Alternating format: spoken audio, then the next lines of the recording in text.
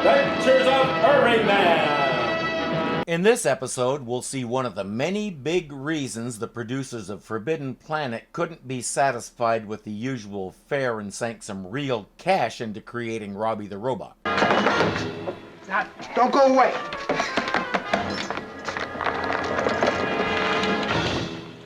Hey, just like taking candy from a baby. Hey, what the?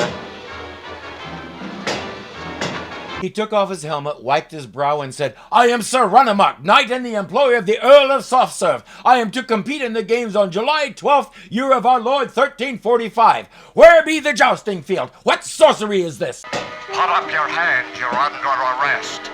Let him have it.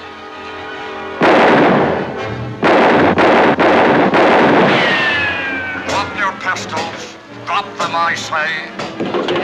It ain't human.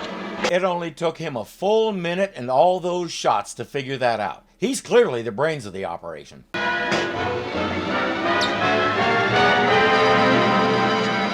it.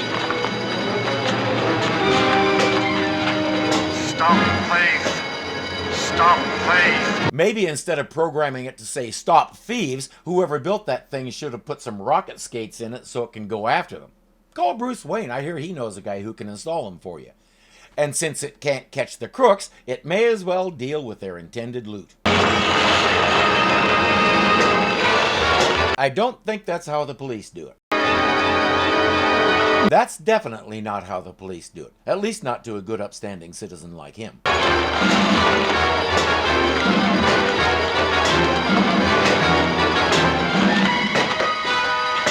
We'll learn that his name is Professor Horatio Hinkle.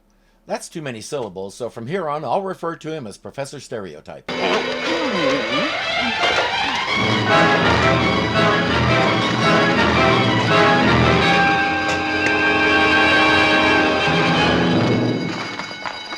Maybe you should put that button on the control box where it's easier to reach. The actor who played the robot isn't credited. I don't think I'd want that on my resume either. You can't do this to me.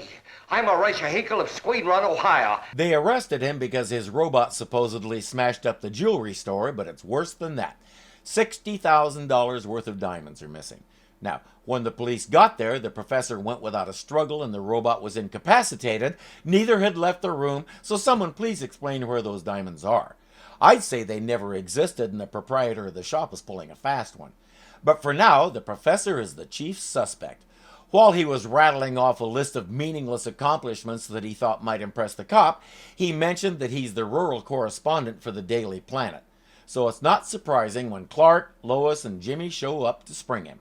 They have to explain to him that the police are accusing him of stealing those diamonds. He says, "No problem. Let's go get Hero, my robot, and he'll sniff them out and solve the case." Well, Horatio, that's another thing. Your robot was stolen from the police garage. Where is this place? I want to get on my knees and pray that I never get stuck there and need the police. I thought you said that thing could do anything a man could do. I believe it just was. The fact that you were doing something so boring for it to imitate isn't the robot's fault. It did this morning, honest it did, boss. It walked and it talked and it even made a grab for Rocco and me, didn't it, Rock?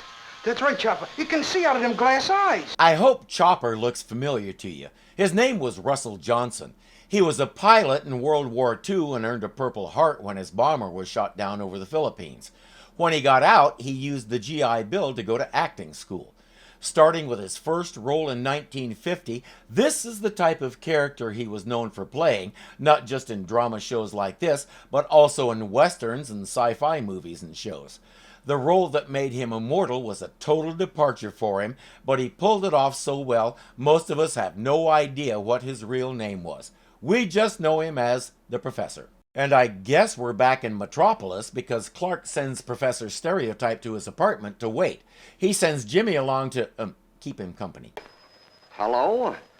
Yes? This is Horatio Hinkle speaking. You want to get your robot back, mister, and you're willing to pay $100? You'll be on the southwest corner of 8th and Main in 20 minutes. And don't tell no one where you're going, and don't bring no one with you. You understand? I hope I don't have to explain that they're going to grab Professor Stereotype and make him operate the robot for them. Step 1, get past Jimmy. Up to this point in the series, that has not been difficult. I forgot to show you the new improved model of my little giant smoke bomb. It's quite harmless, but I've added a new ingredient which causes a momentary mental blackout as well as a visual blackout.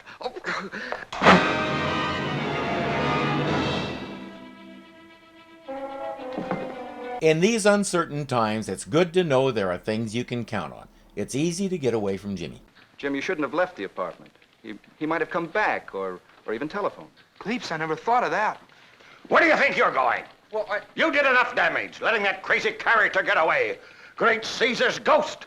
Horatio Hinkle accused of being a jewel thief, a dangerous robot loose in Metropolis. Well, what are you all standing around here for? Go find Hinkle. Find that robot. The next time he sticks that cigar in his mouth, I want somebody to go like this. I've noted before that Perry is not a sympathetic character. You want to get in his face and tell him to quit yelling before he pops a blood vessel. And he usually has no idea what he wants. We just saw him scream at Jimmy for trying to leave, then scream at him for not leaving. John Hamilton, the actor who played him, had been on one screen or another since 1930, and I do wonder what he thought of this role. One of these days I might poke around and see if there are any old interviews with him about it. Right now, his screaming even intimidated Henderson, who doesn't work for him, so everybody's off to look for Horatio and the Robot. And whichever one of you forms a pop band called Horatio and the Robots owes me a cut of the royalties. Oh, Henderson, has that jeweler who was robbed this morning been through the mug files yet? No, they're waiting for me. He's down at headquarters now. You mind if I come along? What for? I want to find out if he can identify the two men that held him up. Why can't you let Henderson do his job and he can call you later with the answer? Okay. Can't see what harm it'll do. Well, thank you. Lois, do you want to come along? No, thanks. I have other plans. Such as? Such as going back to your apartment and waiting for a call from Horatio. All right, but you be careful. There's dangerous stuff in my apartment. Don't touch anything that's glowing or talks back to you. You see, when we were fooling around with your robot, a little fire come out of his nose. Oh, that's just a acetylene torch for soldering wires. It solders wires with its nose. I really want to see that. Swell. And if you add a little tank of oxygen, you got an oxo-acetylene torch, right? And for what purpose? To burn a nice round hole in the Metropolis Trust Company vault. There's $10 million in cash in that vault, and the plan is to have the robot open the safe so they can grab a hefty portion of it. Naturally, Professor Stereotype refuses, so they put him and the robot in a room to ponder it. Chopper and one of the men go to get some oxygen while Rocco keeps watch in the next room.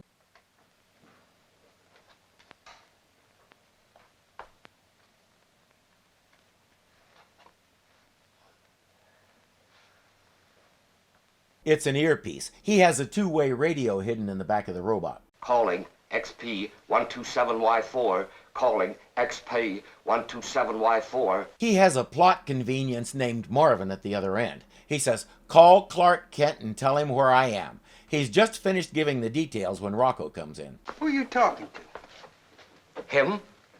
Yeah, and I suppose he understands everything you say, huh? You'd be surprised. Yeah, maybe I would be at that. You know, I think I'm gonna take your boyfriend out of here. Then I know you won't pull no tricks. It's time to set up our damsel in distress. Hello? Yes, this is Mr. Kent's apartment. No, he isn't in right now, but may I take a message? Horatio Hinkle? Marvin gives her the details, but he makes a little mistake. Well, did he sound worried or as if he were in trouble? No, he sounded fine to me, Miss Lane. He made a special call on a hidden radio to tell you where he was and to call Clark. He was cut off with no explanation, but sure, he sounded fine. Keep in mind, Marvin's only job is to answer the radio. It may be a little above his skill set. Lois writes an appropriately vague note for Clark and goes off to do what she does best.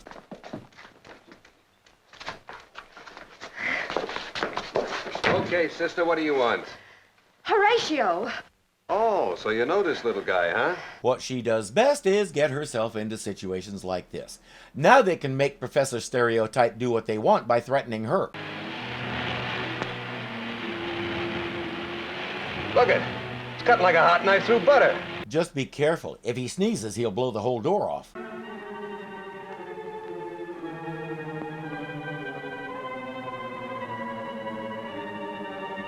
Now, get him back here fast. Just then, the robot did in fact sneeze and the cash went up in smoke.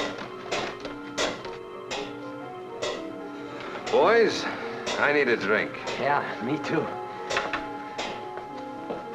The robot isn't back in the apartment yet, and he's leaving Professor Stereotype unattended. Hey, boss, look at what he's doing. Hey! Hey, what's the idea of letting him pull that firebox? I couldn't help it. He bumped into it. Well, don't let him bump in anymore. Oh, wise guy, huh? Shall I let him have it, boss? Hold it, knothead. He's got to get that thing back here with the dough. He only just figured that out. No wonder he couldn't even fix a hole in the boat.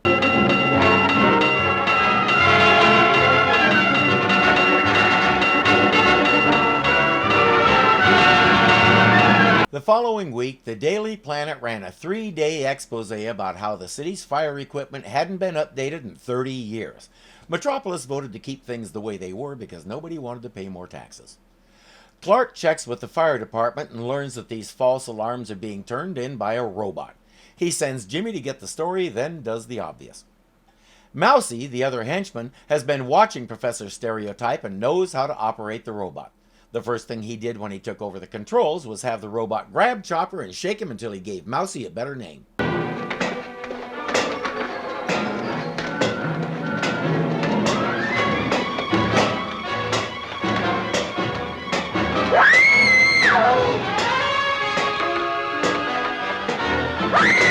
Where's that off button you used in the jewelry store? Now might be a good time to push it.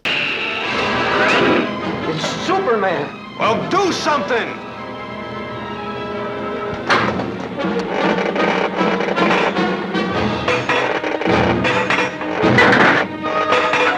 Let him have it. I hope we all realize Superman did nothing, the robot did all that itself. Superman rounds up the bad guys, and then it's time to see about those missing diamonds.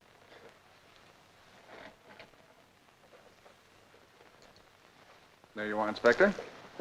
How did you know they were in there? Just lucky, I guess. Who put them there? Only one person could have, Professor Stereotype. So he did steal them. You realize that's what you just proved? Nobody else could have done it, including the robot himself. He was just stomping all over everything. Rocco and Mousy didn't do it, they ran away. The shop owner couldn't do it, he was tied up. And even if he did, what was his plan for getting them out of the robot? That means if Professor Stereotype really didn't do it, they did it themselves. The shop owner made a fortune when jumping diamonds became the next big thing. Until next time. Video by Harry Harrison. Audio by Morris Morrison. Wardrobe and makeup by Alice Allison. Your announcer has been Peter Peterson.